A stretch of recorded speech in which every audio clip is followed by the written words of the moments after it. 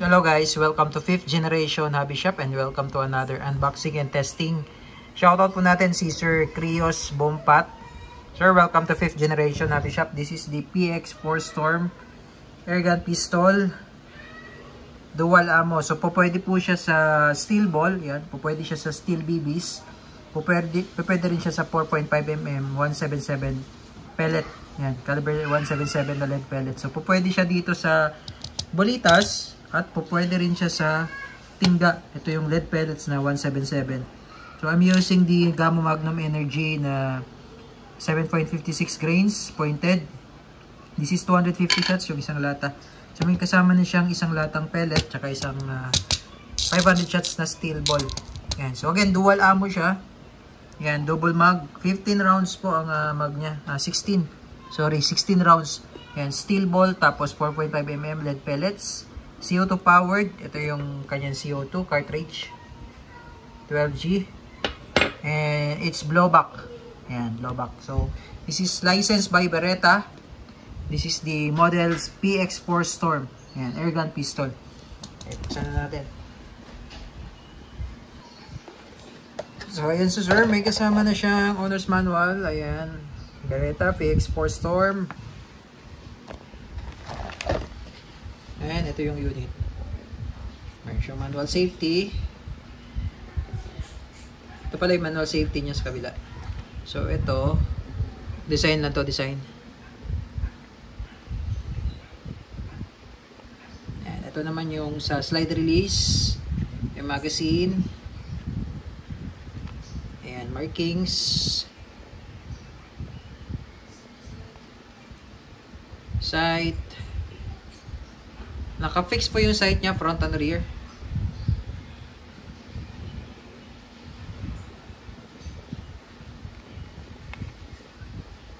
Ayan.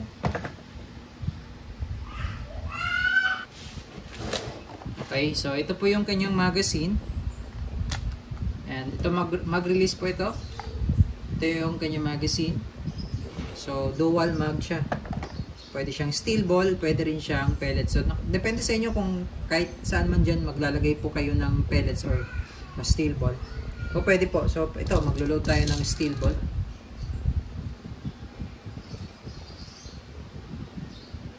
Yan. So, meron siyang magnet. Yan, meron siya. Pag nilagay mo siya, may magnet yan. Yan, iikot mo lang. Yan.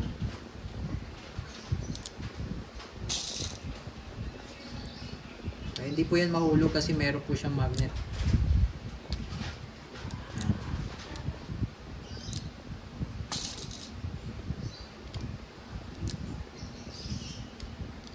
Yan. May magnet po yan. Pwede siya mahuhulog.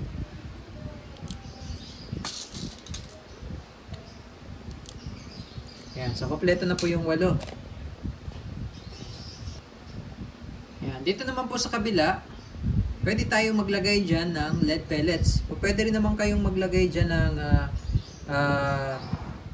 pwede kayong maglagay ng puro steel ball, pwede rin kayong maglagay ng puro lead pellets. So nakadepende po sa inyo.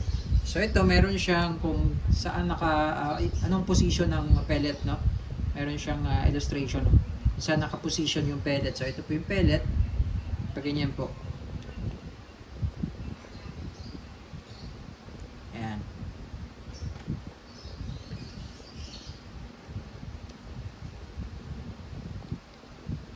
Tapos iikot nyo lang o yan. So, ganun lang ang pag-load ng bala. So, pwede siyang pellet, pwede rin siyang steel ball.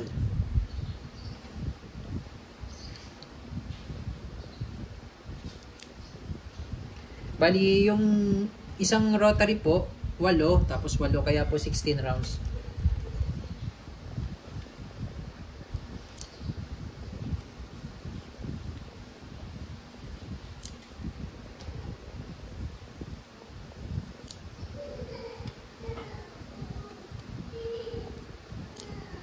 Yan. Okay, so loaded na tayo. Ngayon po, dito naman sa CO2 slot, no? Ito po, tatanggalin niyo lang po ito. Pinaka backstrap niya po, no? Dito po lalagay yung CO2. Ngayon po, bago kayo maglagay ng CO2, patakan nyo lang po muna ng oil.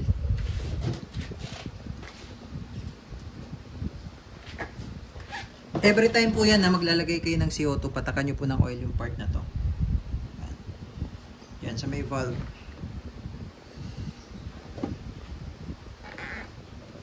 Yan. Tapos, lagay nyo po siya sa, yan, meron pong arrow. Yan. Ito po ay open. Ito naman po ay power position. Ito open position. So, lagay lang po muna natin siya sa open position.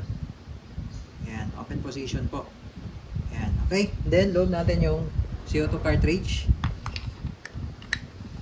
Pag hindi po pumasok yung CO2, pag hindi po papasok, luwagan nyo lang po muna itong wheel. So, yan. Yan. Tapos, ngayon po, nakalagay siya sa open position. Ano? Lagay po natin siya. Higpitan po natin yung wheel. Pigilan nyo lang po pag iikutin nyo kasi umiikot din siya.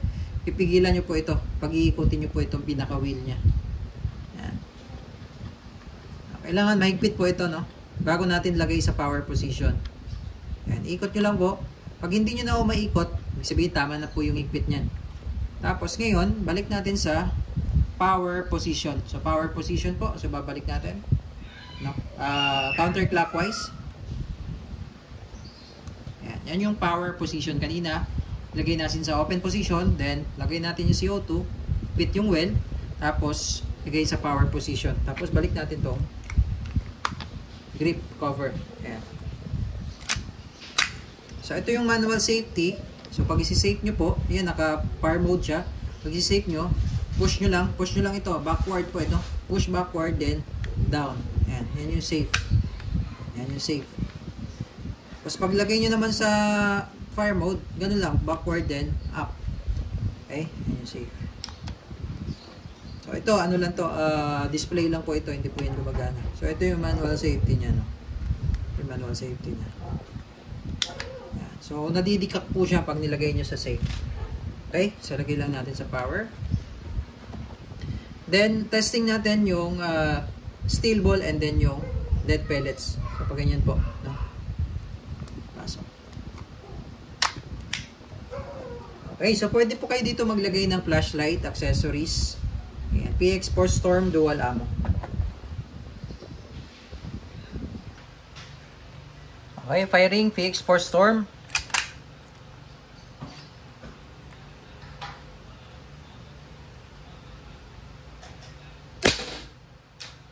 Malakas po yung recoil.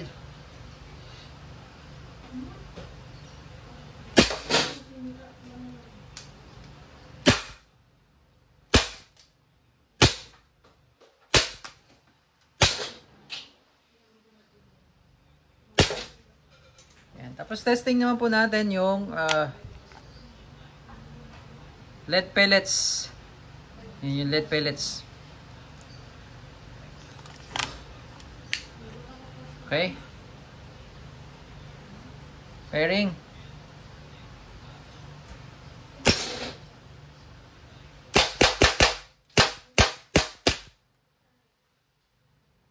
Okay, so blowback siya pero hindi siya nag-open slide dahil nga rotary po yung magazine natin. Okay, so yun naman po. So pwede siyang palit-palit. Ano yan? Yan lang siya. Okay, so yun naman po. Goods na tayo, sir. So pag ipapasok nyo pala yung magazine, ito po yung likuran. Ito yung likuran. Pag ganyan po. Ano? Yung likuran, pag ganyan. Hindi kasi siya papasok pag baliktad yan. Siya papasok. So ito yung likuran. Ayan. Okay, so goods na tayo, sir. Krios Bompat. This is the PX Force Storm Airgun Pistol Dual Ammo by Umarex.